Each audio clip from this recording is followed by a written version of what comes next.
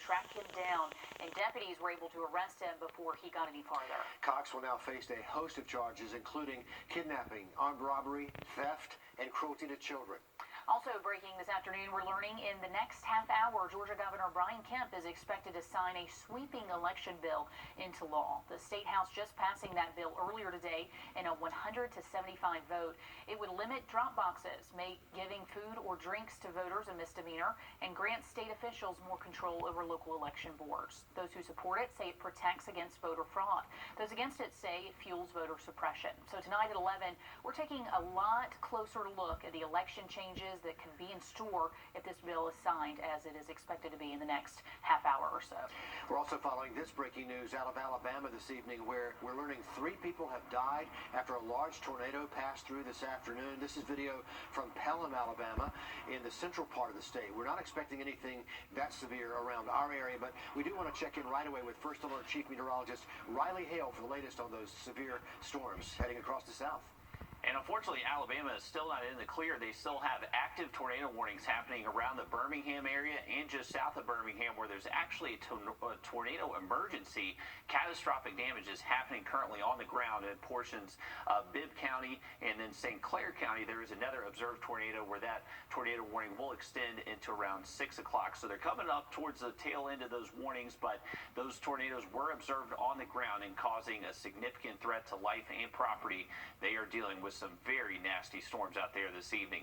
Now, north of us, we've had a couple of tornado warnings just north of Columbia, north of the Atlanta metro as well. That severe weather threat through this evening will stay north and west of us. We're anticipating this line to finally reach us by early Friday morning.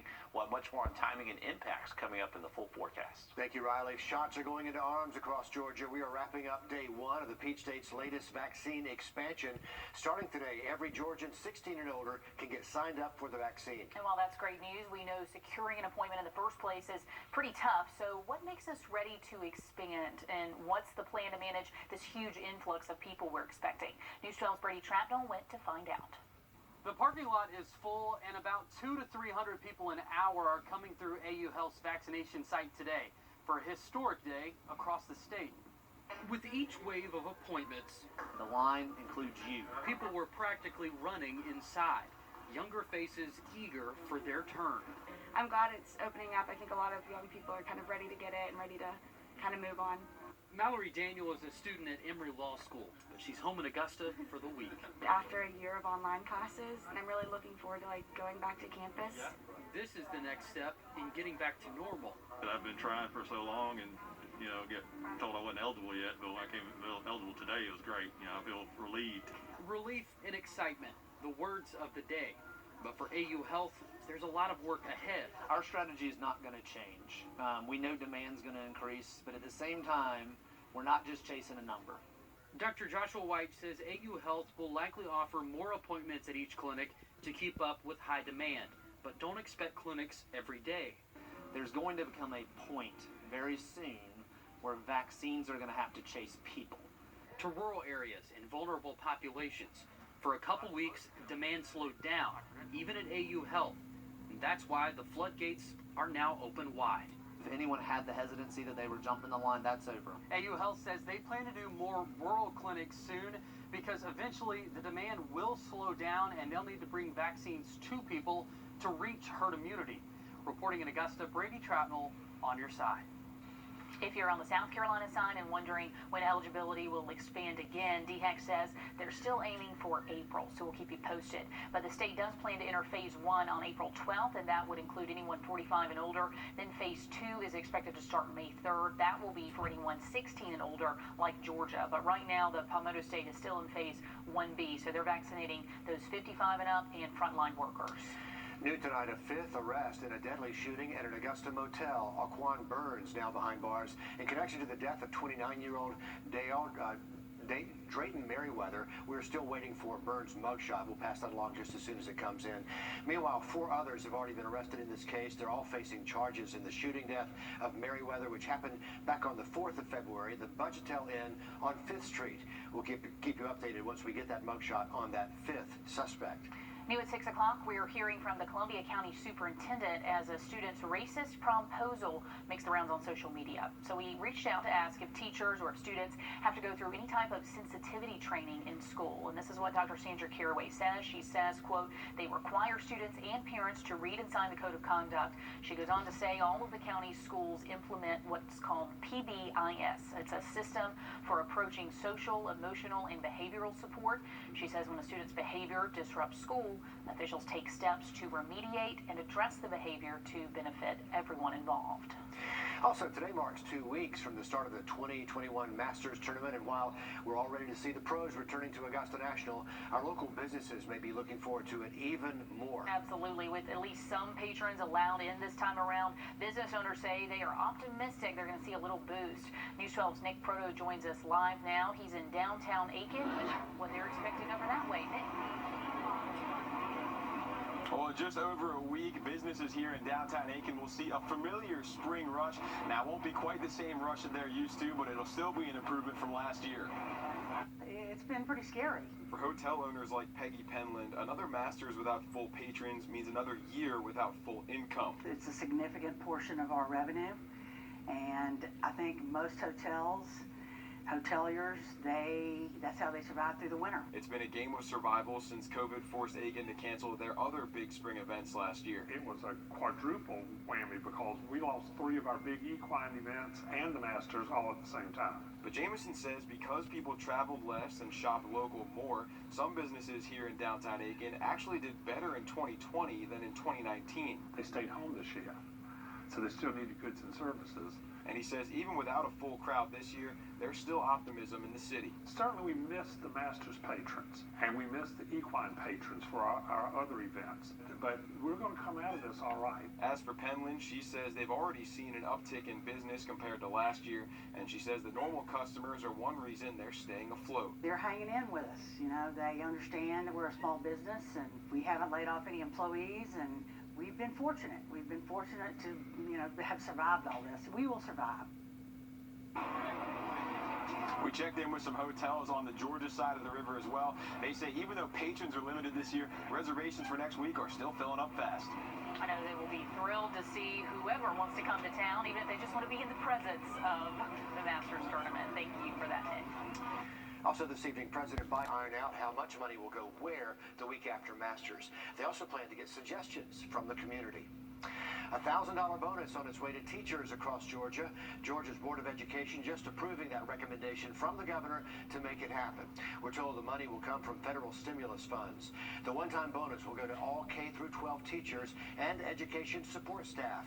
In South Carolina, eligible teachers in Aiken County can also expect the bonus this spring. That's after a unanimous vote from the school board earlier this week. Congrats are in order for this Aiken County teacher. Misty McConnell teaches third grade at Redcliffe Elementary, and the district just named her Teacher of the Year. She was born and raised in Aiken County, which is why she says this recognition means a lot more than just an award. It really is a big honor because I'm from Aiken County. I'm a student from Aiken County. I came through Redcliffe Elementary, Jack's Middle, Silver Bluff, and then attended USC Aiken. And so this honor is important to me because I represent who these children are and who I get to teach every day.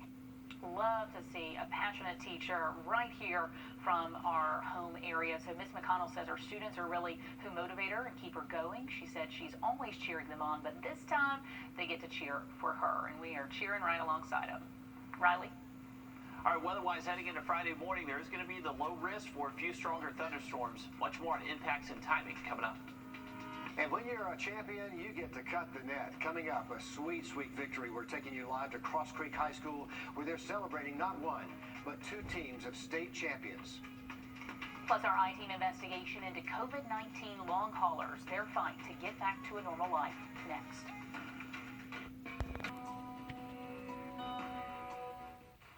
They survived COVID, but an all-new I-Team investigation shows the virus is threatening to kill their livelihood. And we're not talking about those who lost their job because of the pandemic.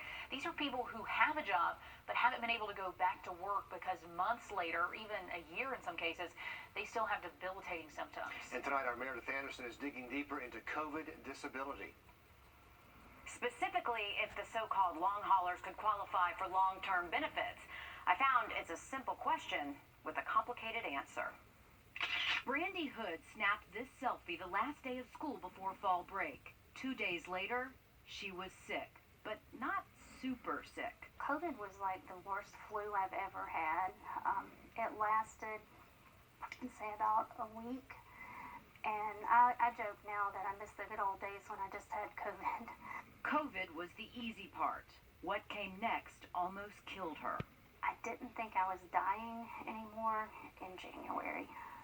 I didn't feel good, but I could walk a few steps by then. The once active and healthy Spanish teacher at Screven County High School now uses a walker. She's winded after just a few steps. It's a horrible feeling not to be able to take a satisfying breath. It's like drowning. Still, she says, she's thankful she's a survivor. How many people do you know who died? 18. I can name 18 people who have died of COVID. More than 500,000 Americans, roughly the population of the entire state of Wyoming, have died from COVID-19. An incredible number of people, but perhaps not when compared with how many Americans have confirmed COVID infections. That number is now around 30 million, or the populations of Georgia, South Carolina, Alabama, Louisiana, and Kentucky combined. Those numbers don't tell the whole story, though. Some people want to say, oh, but my chances of surviving COVID are great. Death is not the only outcome from this disease. Dr. Philip Kuhl sees a lot of other outcomes on a daily basis at AU Health. Right now, the CDC recognizes these long-term symptoms, starting with the most common: fatigue, shortness of breath, cough, joint pain, and chest pain. Hundreds of News 12 viewers echo that in this poll I posted to my Facebook page. The CDC lists smell and taste problems as some of the most serious issues, but the I-team couldn't help but notice how many of you reported constantly smelling smoke, specifically cigarette smoke. Others said it was more like a campfire or even gasoline, strangers thinking it was just me, finding comfort in learning I'm not the only one. 676 comments in all, commiserating about everything from hearing loss to hair loss to a metallic taste to lots and lots and lots of brain fog. But Dr. Kuhl says long hauler symptoms don't stop there. We have people that have developed renal failure, so kidney disease, and basically end up on dialysis for the rest of their life. People have strokes, heart attacks, all directly related because of COVID. It's why he says we can't just look at the mortality rate. The coronavirus goes beyond just life and death. It leaves so many survivors, like Brandy, locked in limbo. I really can't think of anything in my career, anything in medicine, that has such a profound impact on all these other organ and body systems like this. Also uncharted territory, COVID long haulers and long-term disability benefits, as highlighted in this congressional letter. It urges the head of the Social Security Administration to look into the long-term health effects of COVID-19, including how it impacts survivors' ability to work. The I-team found Social Security offices face a backlog after offices were closed in the pandemic. We found a 30% drop in applications. We also found another drastic drop, nearly 50% fewer disability claims awarded this January compared to the start of COVID in the U.S. In March 2020, the office awarded more than 72,000 disability claims nationwide. The latest data is from January of 2021, when they didn't even reach 38,000. That's a little less than half. Experts fear an overwhelming backlog is coming, especially with early studies indicating 10 to 30% of COVID survivors could be long haulers. I would be shocked if we did not see a large number of people that end up claiming some type of a disability status because of the long-term effects of COVID. Would you consider them disabled at this point? If you have somebody that was perfectly healthy and robust and working, and then has gone through this illness and now literally can't walk to the kitchen and back without being exhausted, then yeah, that person's not going to be able to keep the same kind of employment that they did before. Still, convincing the government or a private insurance company someone has chronic fatigue isn't an easy task, since there are no definitive tests or labs that prove it. There has been a recent push to study it, though, like this $7 million research grant. But as it stands now, even the CDC doesn't list it among the most serious complications. So many of you report experiencing it as well. Which brings us back to Brandy and Facebook. She's been talking to News 12 viewers on our thread because she knows how much it helps. Finding others just like her on a long hauler group called Survivor Corps has given her a lot of strength. That was so comforting to me. Not that they were suffering, but that I wasn't suffering alone. Survivor Corps is more than a Facebook group. It has become a grassroots movement.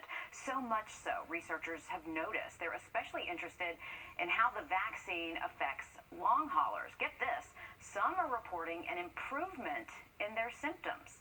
Of course, I'll keep you posted. If you want to check out the group, I'll add the link to this story on our website and app. The long-term effects of COVID that we really don't think about all the time. And we're still learning about. Still learning. We still got a lot to learn. Well, the potential problem ahead for long haulers is applying for benefits. Some don't have documentation of a positive COVID test. And you may remember they never got one in some cases. Remember the beginning of the pandemic when tests were so scarce, so they were limited to those being hospitalized. So some long haulers might have trouble ever proving they even had COVID in the first place. So a lot of complicating factors with this one. To weather now as we give you a live look outside. Most of your Sunday and Saturday should be dry. That rain chance you see right there is just for that potential for a few pop-up showers. Before we look at that 7-day, I want to give a quick shout out to the 4th graders at Clearwater Elementary in Aiken County. This is Miss Blackman's class. They had me over for Science Day. We had a great time and a lot of smart kids. They asked some great questions and definitely got to talk about there's a lot of tornadoes out there, so it was fun talking with them. Now, past the weekend, we are expecting another front to move through that's going to cool off our temperatures. Highs back down into the 70s by next Monday. All right, thanks, Riley. Coming up next in sports, it is time to celebrate. We are heading live to Cross Creek High School. The school is cutting down the nets as we speak following their state championship wins. It comes out of the The Live by Camera Network is brought to you by Mountaineer Pest Services. On your sideline, sports brought to you by the Hawk Law Group.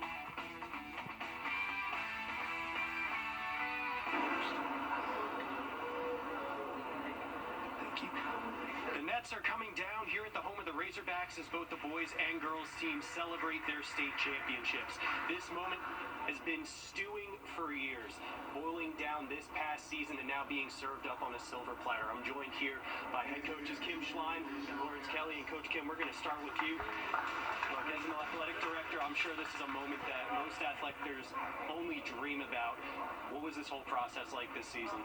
It's been real difficult with the COVID coming in, you know, keeping all the kids safe and making sure we could just get through the season. And for us as a school to bring it home with both the boys and the girls during all this time and the epidemic is just a great feeling. And I also have to ask, you know, what's kind of a better feeling, to win it as an athletic director or to take it home as a head coach? Definitely the head coach part. That was special. I've been waiting 28 years to get that final ring, and that was it. There you go. Congratulations, Coach.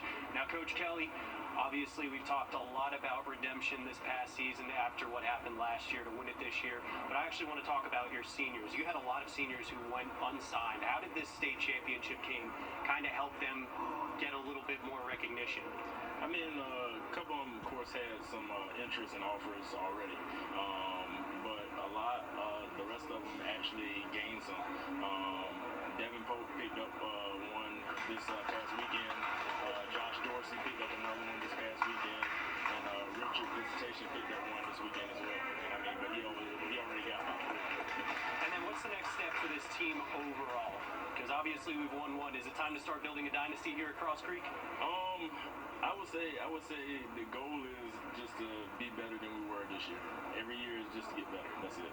I'm setting a very high bar. Coach Kim, Coach Kelly, thank you both so much. We're going to have more from tonight's net cutting ceremony coming up tonight at 11. Thank you for that, Mike, and congratulations once again to all our Cross Creek high schoolers. Great job on those state titles. If you need to watch the card the next couple of days, I'd let